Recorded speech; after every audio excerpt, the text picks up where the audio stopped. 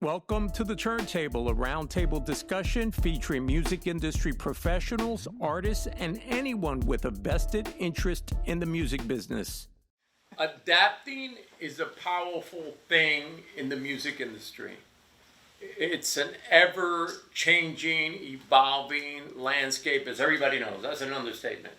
So that's what we're going to talk about today. So I'd love to go around first, and maybe if you could introduce yourself, tell us a little bit about yourself, what you got going on right now, and then we'll get into some questions about how we adapt to all the changes in this thing we call the music business. So why don't we start over here? Yeah. Hi, my name is Dylan. I'm with the band Sad Academy. I'm the guitarist and lead guitarist, sometimes second vocalist. We've been together for quite some time, a couple of years now. Released our debut album last year in 2024. And we're always just working on the next thing, you know, when it comes to social media, music, and our own art. Thank you. Yeah, I'm Zach. I'm the singer for the band. I'm the songwriter for the band. Yeah, like he said, we formed kind of as a product of the quarantine. As creative people, kind of before all of that kind of went down, we were always go, working in the performing arts and that kind of thing. And then all of a sudden the world stopped, and we needed to find a place to put all that. And we've kind of been dedicating the last 5 years to building this thing over time to where it is now, which is a place we're really proud of. Put out first a record last year, and only climbing up from there. So very cool. Yeah, we're really excited, and thank you for having us. Thank you for being here. Bree. My name's Bree. In the industry, I go by Time Out. I have my own management company, Prolific Dreams Management. I have a few artists under it. Right now, I have mostly hip-hop acts, but I'll say last year was like a huge year for us. We got a couple of hit records, a couple of plaques, and different things. So I'll say the challenge for us this year is maybe not chasing those plaques, but getting more records like that. It is kind of like a challenge sometimes because it was a high milestone, but I believe it's always doable because you're always one song away, for sure. So, appreciate you for having me. Thank you. My name's Will. Just want to thank everyone for inviting me here. So, right now I'm a software engineer working on a indie music platform. In the past I've been a musician.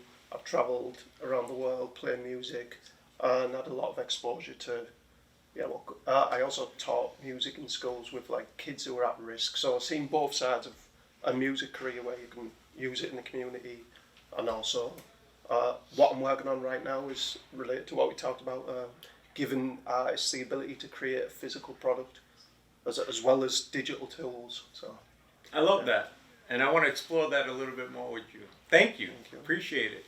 So let's talk a little bit about expectations. I would imagine, and I don't want to assume, but I would imagine that everyone, most of us, that went into this industry in whatever lane you went in, had a certain expectation for what the industry was, what you should expect, and those things maybe weren't necessarily what you thought they were. And if you could talk, I want to put a positive spin on it. If you could talk a little bit about, and you kind of gave us a little bit of how you turn things around. That was right. Like the COVID, threw a lot of people off track. Yeah.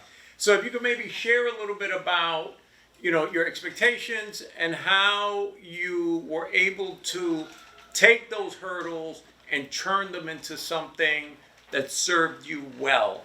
So if you don't mind, I'll start over here again. Yeah, so I think starting this out, we kind of had this idea of everything that we're doing would just be, play as much shows as you can, try to get signed, build up a crowd, and, get as many people as in the door as much as possible.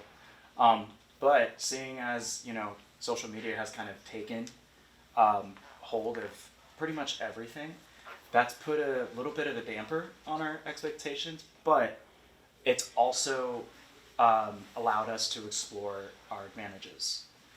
So kind of seeing our profiles and how people perceive us. That's our own world, that's our own stage. And we're still learning that now. It's still a technique and a consciousness that we try to learn every day. But kind of tuning into that, it's almost like, oh wow, no, we have a lot more control. We just got to find the right gears to, work that out and put that in and twist this knob, twist that knob. and easier said than done, but it's a little bit like that, of just like unlearning the expectations and learning about what you're really diving into. Yeah. Indeed. And I think some of that is also, and you kind of touched on that, some of that is also, for lack of a better description, knowing what you do well, knowing your superpowers, and knowing that that's what makes you distinctive, and using that to your advantage. And I've actually seen that in person with you folks performing on that set where you couldn't have an actual drum set, but you had the beatbox. Right. And I can't think of a better example of taking something that could have been a showstopper and in a bad way, and making it, a killer show. Yeah. That's fate, honestly, just stepping in. Our drummer is a full-time professional beatboxer. It worked out. So it was one of those things where it's like, we can't get a kit in here, but if there's one thing we can do, it's this thing that we've never done before. That was our first time ever doing that too. And that's really awesome. Fun. I technically can. Did he follow yeah, the show? yeah. Okay, No, that's pretty cool. we incorporated our sound for the first time in that moment. He was awesome. And it worked.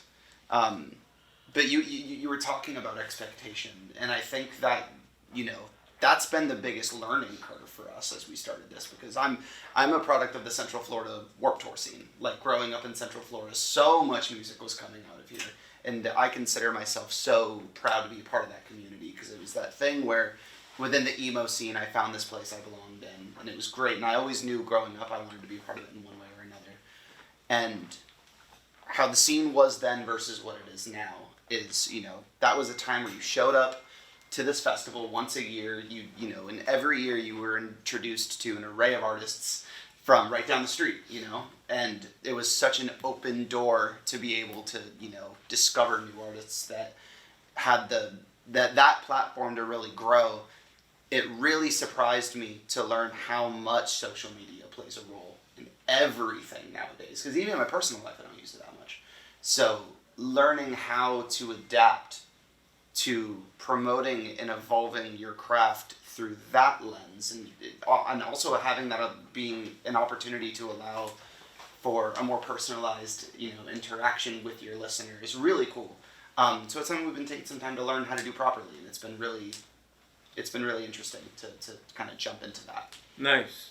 And that's one of those things, talk about evolution that continues to change on a regular basis, not to mention new players keep stepping into that space, which makes it even more intense to keep up with it, but obviously if you use it right, as you said, you connect with your base, and that's a powerful thing. Thank you. Thank you for sharing this.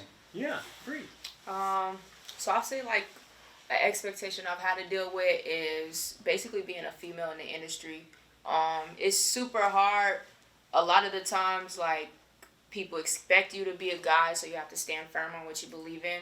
I'll say I was, like, fortunate enough to, like, as soon as I left Full Sail, I did an internship with somebody down south with Rebel Music, and he was teaching me everything I knew. So the first, I want to say, 3 years of my career, I was able to sit back and just watch everything going on.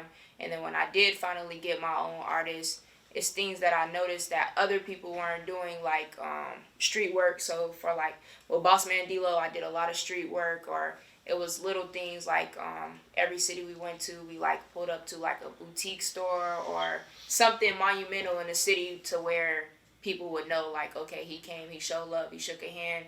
And I think that's probably what got us, like, way further quicker than what it would usually take a hip-hop artist to do.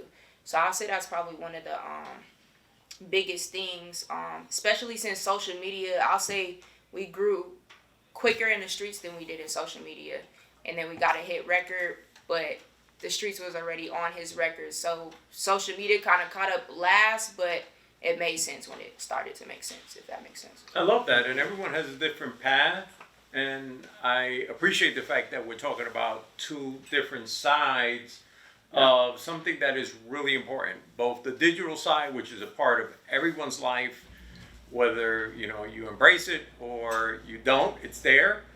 And then also the physical side, which is relevant to everybody and still important for everyone in music, especially on the live music side, but definitely having the streets behind you. We've seen time and time again how powerful that is. So thank you for sharing that, Bree.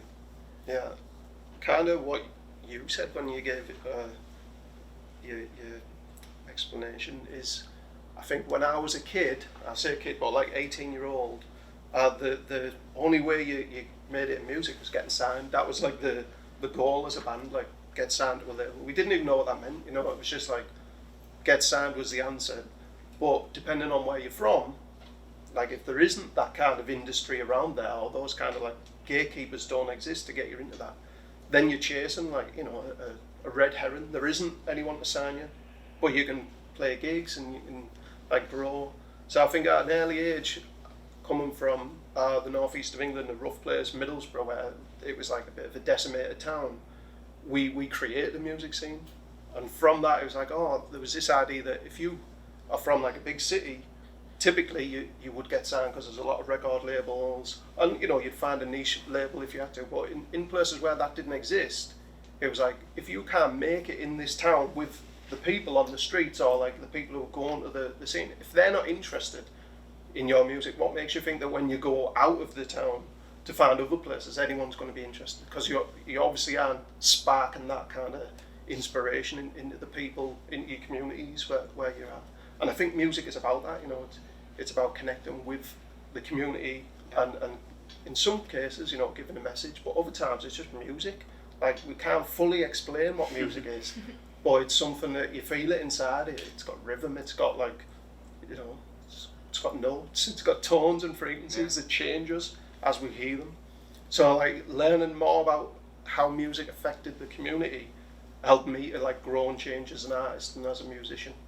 And that's kind of like some of the things that I'm still interested in now. Even this conversation that we're having is like, what is the forefront of music? Where are we going with this? And we talked a bit about technology too, like the changes I'm seeing as a software engineer working on AI and stuff and having an interest in that. The changes I'm seeing with like music tools, it's mind blowing. But I also am learning the history about the change of the synthesizer when that came out. How that changed everything, or even the sampler, and relating to hip hop. If it wasn't for the sampler, we wouldn't have had hip hop. It was like this technology was built for studios, but it wasn't accessible to the everyday person.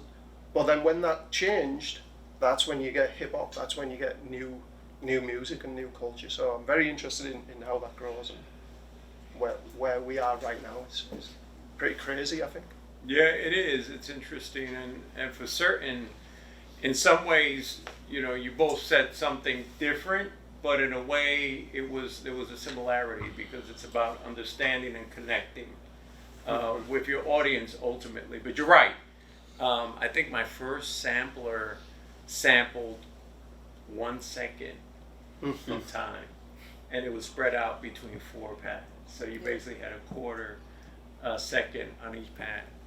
Let's talk about some of the more surprising things that you found as you started in the industry. What was that like eye-opening thing that you were like, wow, that's not what I was expecting? And I was talking to It's actually a darker like kind of thing that I recognised was, I mentioned gatekeepers there, but the gatekeepers of the music industry.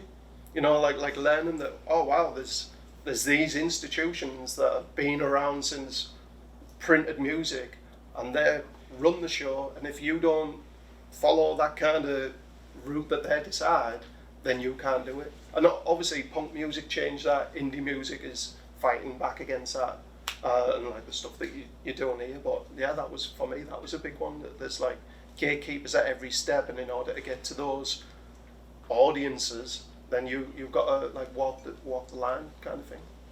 Indeed. And it's interesting because we're in an environment where so many of those, even though they're around in some capacity, are diminished, significantly. Record labels, at least the big record labels, were like the game in town.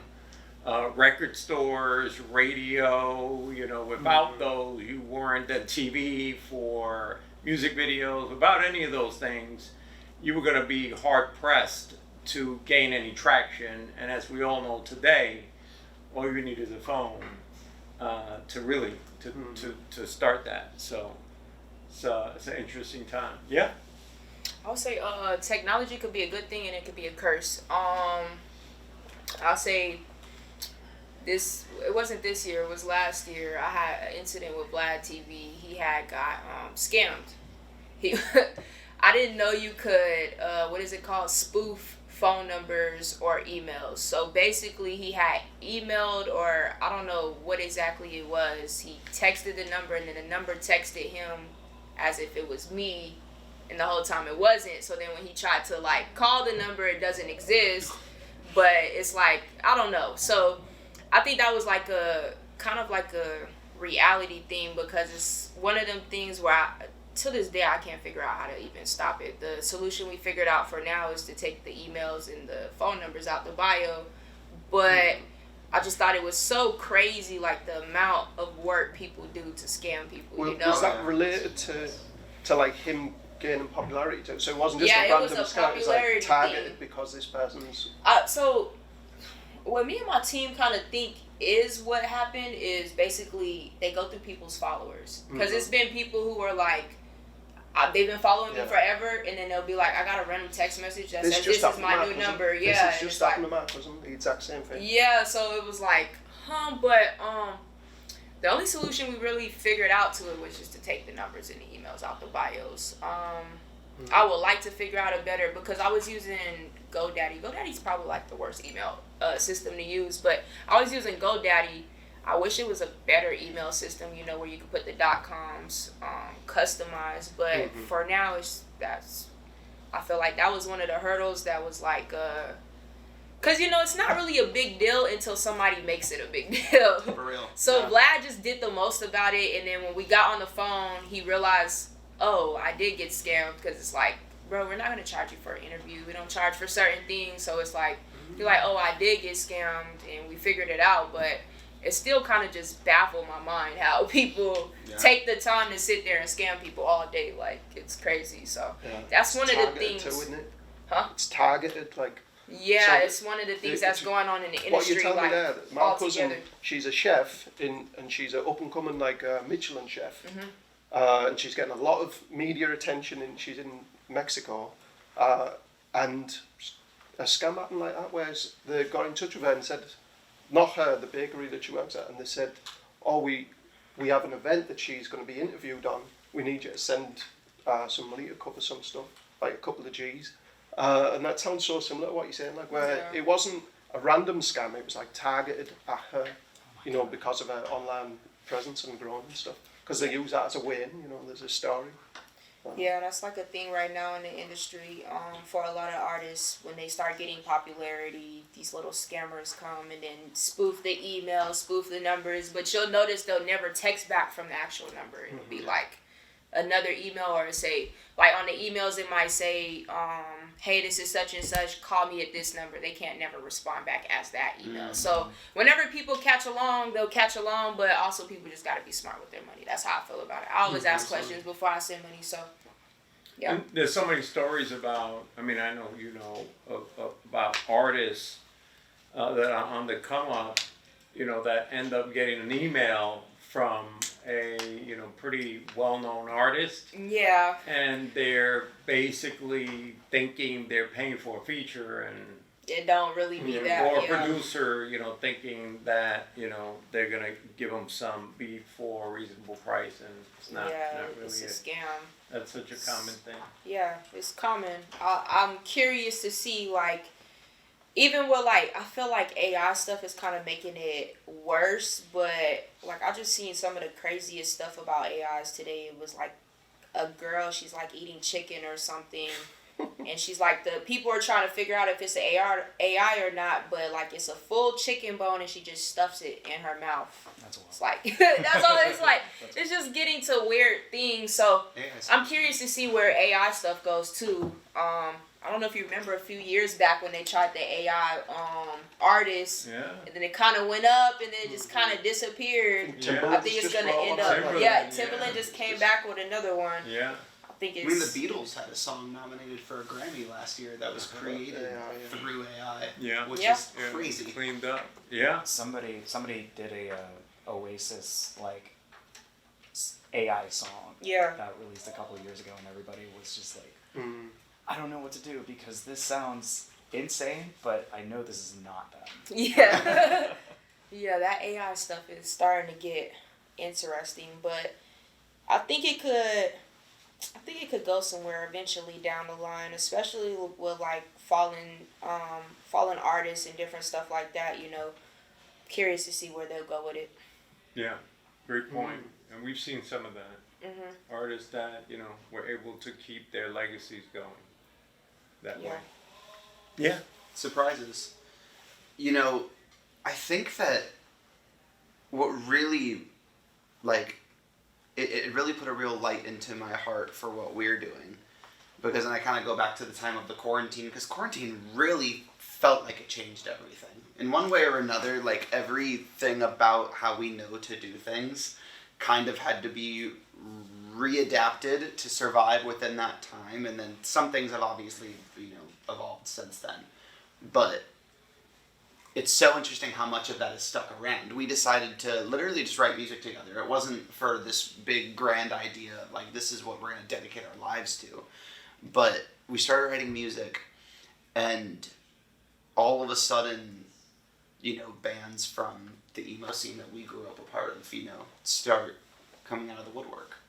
And I think it was really surprising to see how much of an audience still existed for this particular subgenre of music, which is now almost not even really a subgenre anymore. It's really kind of coming back to the mainstream of things, because, you know, not only is it such a multi-generational thing now, you know, I ask you what emo means, you'll tell me one thing, you'll tell me another, I'll tell you another, you know what I mean? We all have a definition of that. But I think what's really interesting is around like 2012, 2013, what we grew up on kind of came to a pause as far as relevancy. You know, there are kids growing up today that are listening to the same things we listened to when it was new, and they're discovering it as if it's new now, which is great. And those bands and artists are resurfacing and doing new things now, which is great. But now, particularly as of 2020, there's this whole new wave of artists trying to, you know, put their own stamp on the scene. And we knew as soon as we were able to recognize how much of an audience there was for it, you know, a thirst for new representation, you know, and not just within the emo scene, within so much, you know, that's what really gave me the spark to be like, okay, we actually have the opportunity to be a part of a cultural movement, and that's a really cool thing.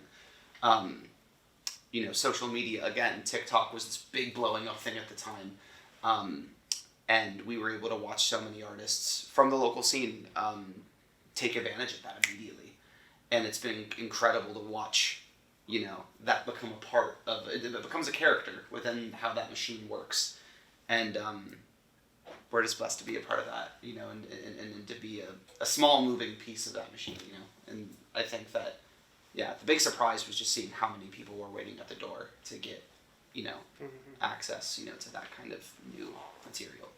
Very nice. I like that. Yeah. Yeah, so kind of riding off of everything he was saying, now that, like, we're on the other side of it, we're kind of seeing the veil being lifted as far as, like, where the entire, basically, music world is as far as its value goes. And I'm not just talking about, like, physical copy value, but as far as, like, where do people hold this? And it's always a confusing answer, because on one end it's like, okay, we have over like 5 major US festivals that's based on the pop punk and emo scene, and it's just thriving Yeah. to the point where like Warped Tour has become not so much as like, okay, small stage here, small stage there, and now it's become more like, oh no, this is a bigger thing now. Yeah, Warped Tour came back Yeah, this that's last right. weekend, and it's the biggest festival it's ever been. Oh yeah. You know, that's such a crazy thing just to see that. And You know, then it's a good example of that. Yeah, and then you have the opposite end where a good example of this is like we saw a video of this band reaching out to a record label, and they're trying to get themselves, you know, signed. Like, hey, this is who we are, and they're Great music. I can't remember what do you remember what band it was? Name not off the top of my head. Yeah, But not- the video did go viral. The video went viral for a little bit, and they were on speakerphone with the record label, and they're basically telling them, yeah, unless you have 50,000 followers on TikTok. Yeah, it was like, love your music, love your image, love your brand, love your name, love everything about you guys. Unless you have 50,000 followers, we kind of want nothing to do with you. Oh wow. Yeah. Whoa, like It's that's tough. the Yeah, standard? yeah, and that was like the whoa. That's how this works. That's where you're putting every artist at. Like Yeah. that's crazy. And there's a laundry list of artists that I'm fortunate to know so many incredibly talented artists in this town who could easily go on to amazing things. And that's their one thing that's just has always been. So being a part of that learning process, like we started talking about at the beginning of this, has been very interesting to learn how to exactly dominate and master that market. So kind of seeing as like the more that the value on one end grows, in one way, it's like the opposite end they just took the next step now. Okay, they're not just looking at followers from like me to you. It's now like, what do the numbers say? The network effect. Yeah. Well, see, when you said there about the size of the festivals, it is to do with like money. You know, we live in a capitalist society. If music is getting popular, then there's money to be made, and the reason them festivals grow is because corporate interests get involved, and they want to see return on interest. But music, Absolutely. culturally, doesn't come from that, and that the value of music isn't about that. It's not about money. But there's that juxtaposition, what you said. Suddenly our product is free. So then it's like, well, do we care about money, or do we want to create music that changes society in positive ways? So it is interesting what you've discovered. And in many ways, that kind of brings me to something that I know you're passionate about, and so many of us are passionate about. I'm sure you are, obviously, as a manager as well, is artist development, right? You mentioned that there's this, specific notch that you have to have, and that's, a minimum of 50,000 followers from some of these labels. And, that's kind of like where we are, right? Like you have to already have success before, so many of these labels, certainly established labels, many established labels, want to even consider, regardless of talent, regardless of, how amazing you are on stage or how great you sound, you need to have those metrics before they consider, even thinking about signing you. And a big part of that is, the lack of their perception of artist development from the ground up, which was such a staple once upon a time, as we all know, that it was about discovering that band in the middle of nowhere at some divey bar, that just blew you away. But you knew, even though they were, a Diamond in the rough. Yeah, diamond in the rough that needed work, you knew that if you put the effort in and you helped shape them and sculpt them, that they had potential to take over the world. As you were saying, it is so meaningful, and we've seen less and less of that happening from scratch.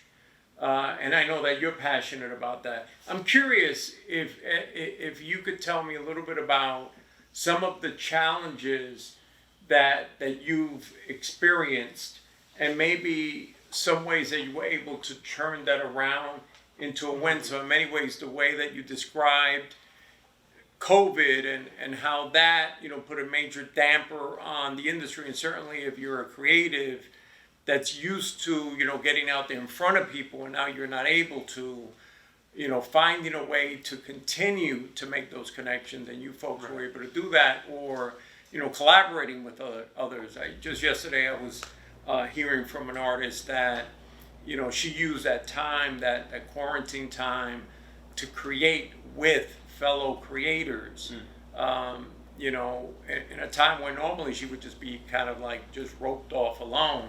So if you don't mind maybe sharing, it doesn't have to be artist development, I just thought about that because I know that's something you're passionate about, that you kind of took that challenge and you turned it around to something positive. Yeah, I think for me personally, and like a lot of artists and creative people I've known over the years, was mental health has been the biggest thing. Like being able to realize when you're like stressed, but also the factors that create, struggles in mental health. Poverty, one of them. Trying to get 50,000 followers would be another. Or actually believing that is a road that you should travel.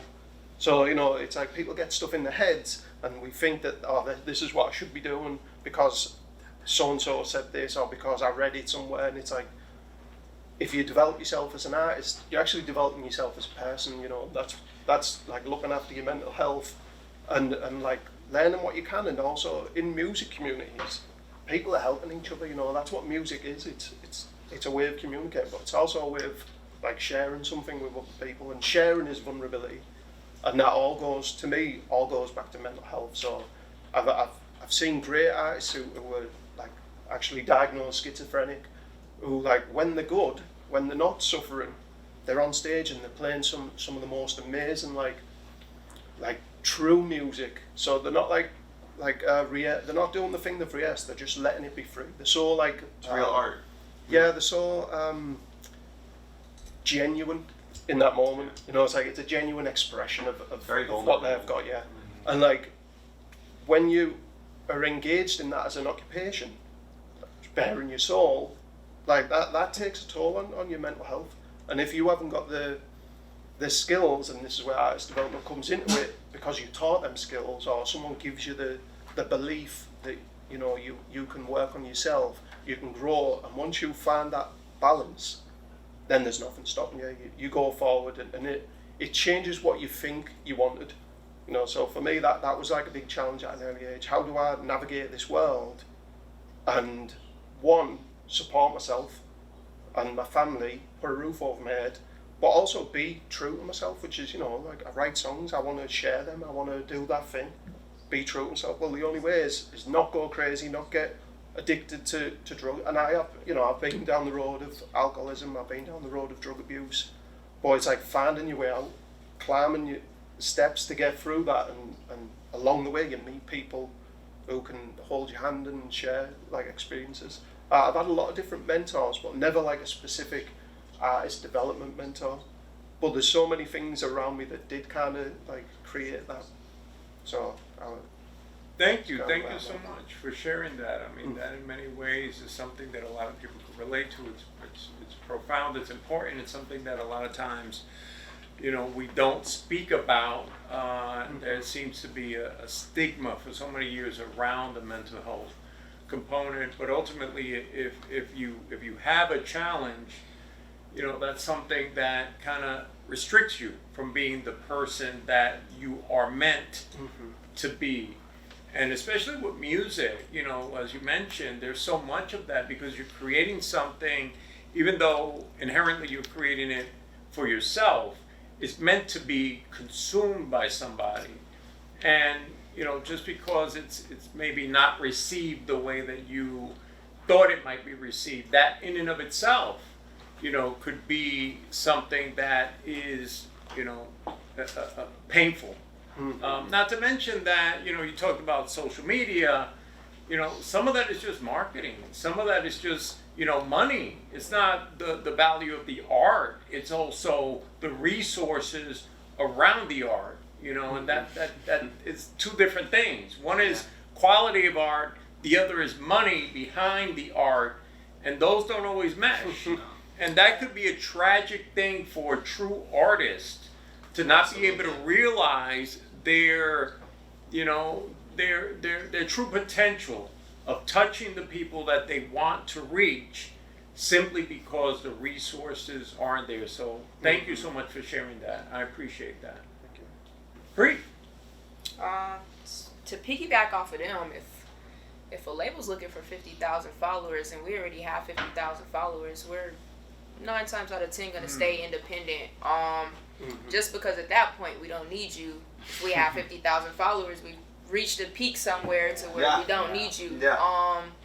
For me, artist development, every artist I have on my roster I've had at the beginning, maybe except for one of my kiddos, but it's been, I feel like artist development is important, especially on a manager perspective, because the artist development is what helps you like grow a relationship with the artist. You'll find when you come in after they're already, or they think they're developed, it's a way harder relationship to work with. So for me, I feel like artist development is the most important thing. Labels most of the time are looking for an artist that's already developed, and most of the time they never be developed. So you'll find like a lot of the acts that are coming out now, and I'm only speaking strictly for hip hop. A lot of them have things that are called like homeboy, homegirl managers. If y'all know what that is, basically you hire your friend or you hire your homie, and your homie might not know about the business, but you didn't take the time to research the business yourself. So then you guys are just two people who just don't know about both of it, and they end up in situations where you see the artist get online and be like, I'm in a bad deal, I never got paid this, and it's because they didn't know the business. And that's usually always the situation, the artist not knowing the business, when they get online and they start like blasting people, which you would call it. So artist development is important. I make sure that all my artists also know the business, because it's impossible to develop you if you don't know what you're reading, or if you don't know, okay, I'm about to go sign a publishing deal, because eventually when you get bigger in the industry, you have a recording deal, you have a publishing deal. If you have the right manager, they're going to tell you keep all your publishing, or if you have the wrong manager or the wrong team, they're going to make you sell your publishing, and it's not beneficial for you. So I'll say like the one thing that worked out for us last year is like my kiddo got to keep his publishing. He owns 100% of it, and he did an admin deal. So he's only in that deal for 3 years, and he walks away with all his music still. If he wants to re-sign with Cobalt, then he can re-sign with Cobalt.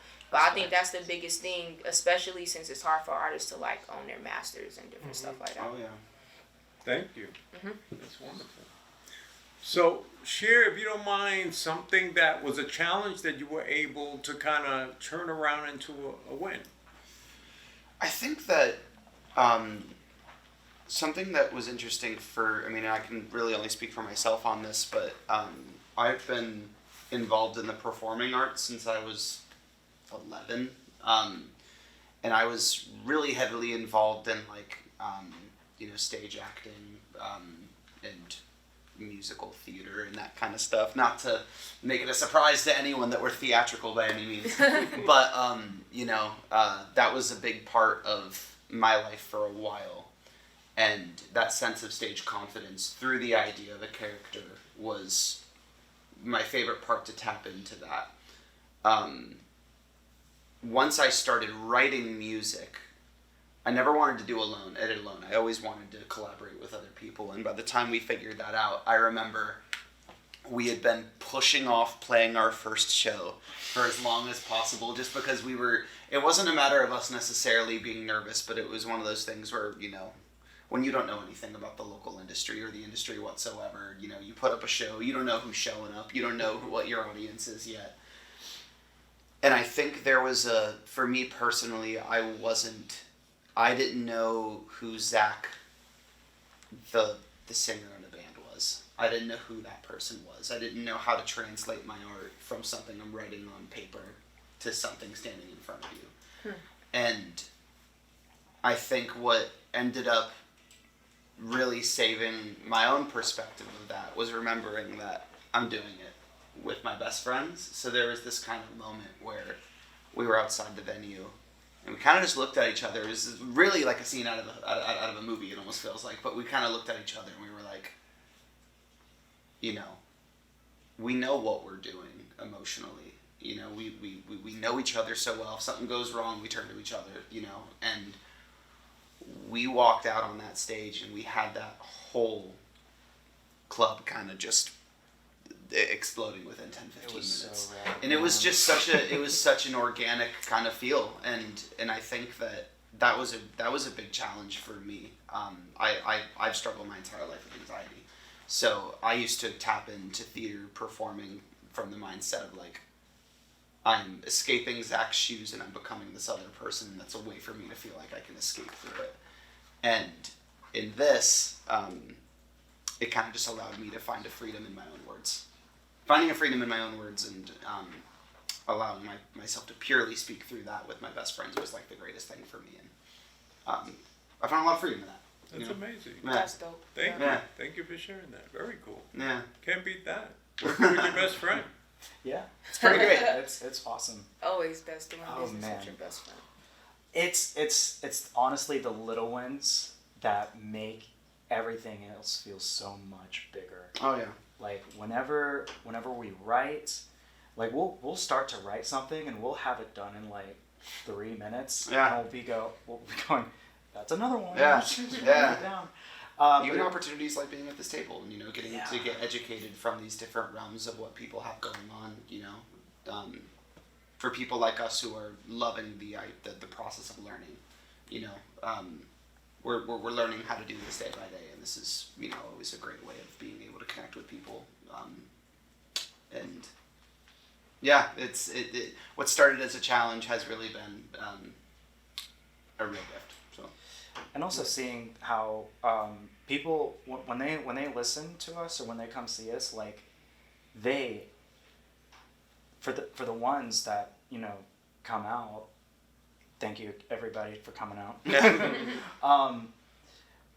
They get it. They really see it and they really feel it. Like I'll have people come up to me, be like, "Yo, I listen to the whole, you know, record and it's amazing." You know, or I love this moment of the song, or I love that, and it's like, it's People pay attention to what we do. yeah, it's those You little know, like out of people care. body experiences of just like, oh no, what we're doing right now is so much deeper than Yeah. any other obstacle that we're always going to be running into, and having that little reminder, those little wins, makes this so much worth it. For sure.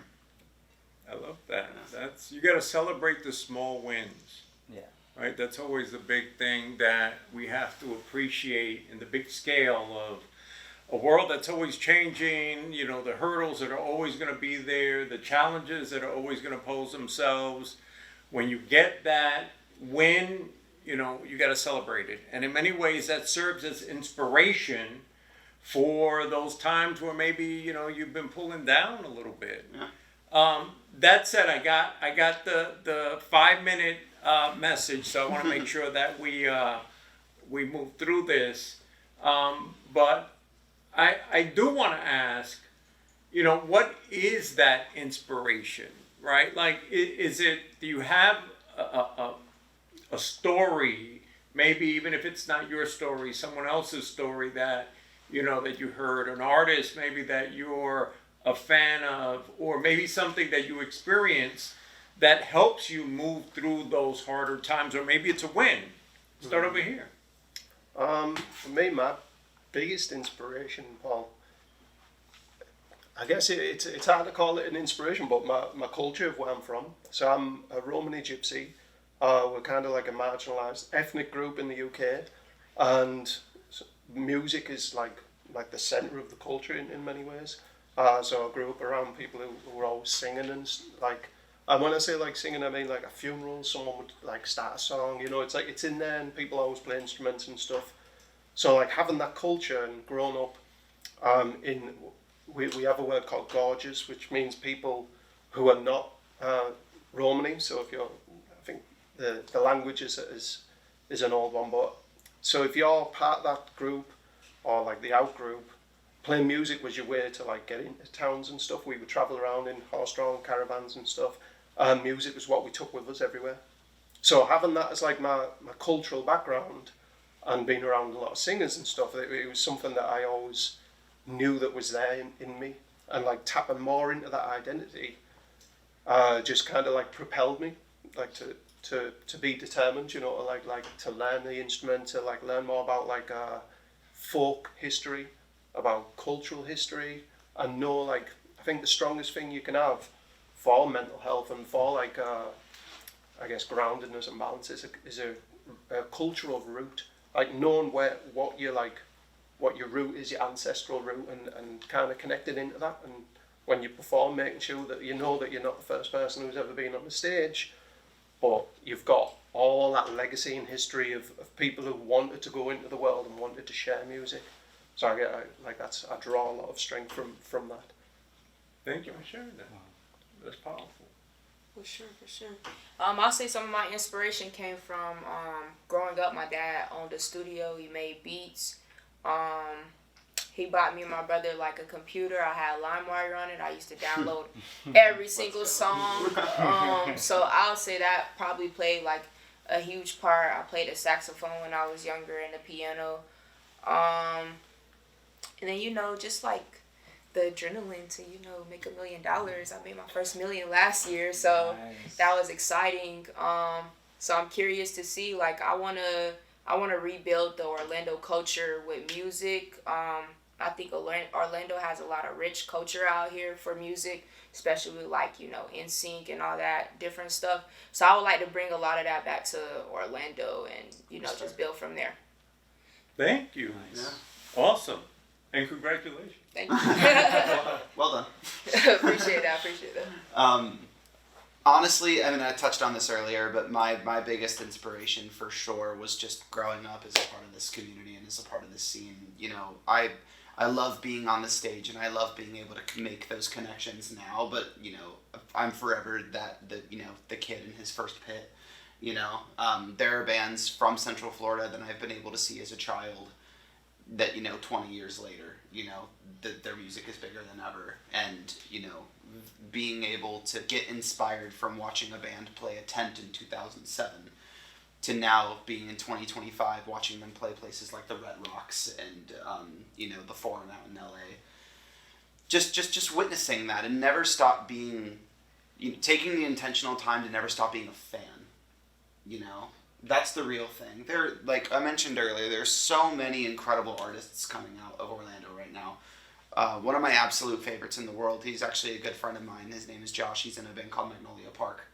Unbelievable in how they've been able to change the game for the community that we're in.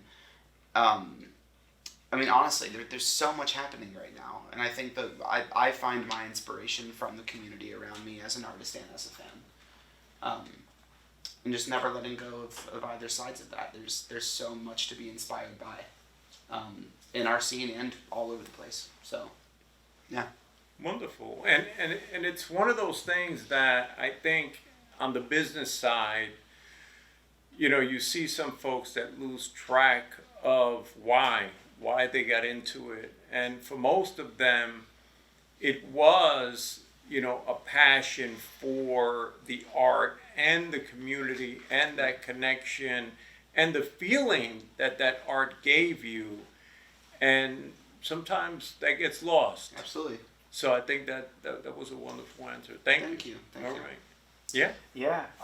Honestly, just being a part of the thing that helps, you know, saves lives, builds communities, connects people together, and speak certain messages that not even words can tell. You know, it's always going to be something bigger than what we're all trying to tell each other, whether it's through dancing, playing, singing, whatever it is.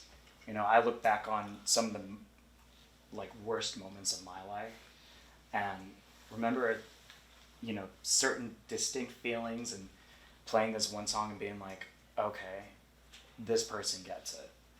And now I get to be that person to tell, no, I got you. You know, I think that's one of the biggest reasons why we're doing this. For sure. Also, we love this so much. Yeah. This journey is insane. Thank you. Yeah, thank you. Thank you. And speaking of journeys, this is almost the end of our journey. I want to make this kind of like a speed round. So I'm going to go around and I'm going to ask you 2 questions. One is going to be, if you had to give someone that is just starting out a piece of advice, or maybe something that will re-energize somebody that's already been, out for a while, what would that advice be? And 2, if you don't mind sharing how folks might learn more about you. It could be your social media handles, your website, or anything else you want to share. And we'll start with you. Quick answer for number 1, get knowledge. Find out as much as you can, learn as much as you can. Because and never stop learning as well. Always keep that. So the platform I'm working on right now is called Kushti Book Records. And that Kushti Book in Romani Chel means good luck. So Good Luck Records, but it's Kushti, Kushty Buck records.com. It's going to be an indie artist platform, and hopefully I'll get that adrenaline rush of getting 1 million one day. Although that's never like a goal. I already work as a software engineer, so I'm blessed in that sense. Thank you. Thank you. And how can folks find out about your label, about you? Or just look it up. It's on the internet, kushtybuckrecords.com. My portfolio is williamrobertssimpson.com if people wanted to check it out. But it's very boring, so I don't. A lot of my music is pre recorded days. I do have some music online, but thanks. Thank you. Anybody who's in the industry wants to elevate, I would say research and don't get discouraged. Keep going. You're really only one song away. You can find me on social media at Timeout TYMEOUTT, and my business page Instagram is Prolific Dreams Management. Cool. Yeah. In a way, I feel like I can kind of answer this for the both of us, but I would say never stop being a fan of the thing that initially sparked your flame. Never let go of that flame. You're the only one who can hold it for yourself. Always remember that the thing you're into, you're doing it for fun, So at the end of the day, if you're not having fun, it's not for you. You know what I mean? And if you love something enough, you'll never let go of it. And that's really what it all comes down to. You are your own support system. You are the person you wake up and go to bed with every night. And that'll never change. If you want to find out more about us, we are based out of Central Florida. Instagram handle is at Sad Academy Official. We just put out our first record called Playing with Ghosts last March, so check it out. More music to come, more shows to come. Yeah, that's us. Thanks. Yeah. All right. Just be real about it, with anything that you write or create, because there's over 1,000 people that can see right through the lens of what you're trying to do. Just that's all I got. Just be real about it, and the more you feel that truth come from yourself, the more of this truthful journey is going to be. So, Nice. Well, I want to express my gratitude to each of our panelists today for all of the profound insights that you've shared, imparted plenty of knowledge about your journeys, and I have no doubt that you have impacted somebody's journey that's watching this. So thank you so much. I know, thank you. Here, at this moment, we're going to record a truncated set with Sad Academy, which will be viewable on your channel. Yeah. But thank you, and we'll see you next time. All right. Thank you. Thank you.